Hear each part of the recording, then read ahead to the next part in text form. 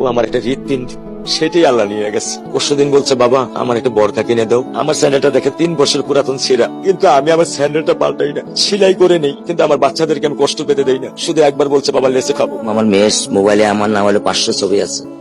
আমি এখনো সাহস পাইনি আমার মেয়ের একটা ছবি বের করে দেখতে। আমার সেই সাহস নাই। আমি সেই সব হারাই ফেলছি, কারণ ও আমার ছিল হৃৎপিণ্ড। ওর জীবনে এমন কোনো চাওয়া নাই যেটা আমি পূরণ করি নাই। পরশুদিন বলছে, বাবা আমার একটা বরকা কিনে দাও। আমার চাচতো ভাই বললো, ভাই ইসলামপুর থেকে 300-400 টাকা পাওয়া যায়। আমি সাথে সাথে নিউনি মার্কেট থেকে আমি 1000 টাকা দিয়ে আমার মেয়েকে বরকা এনে দিচ্ছি। আমি দরিদ্র, ভাঙা বাসায় থাকি, কিন্তু আমার সন্তানদেরকে আমি কখনোই দারিদ্রতা স্বাদ পেতে দেইনি।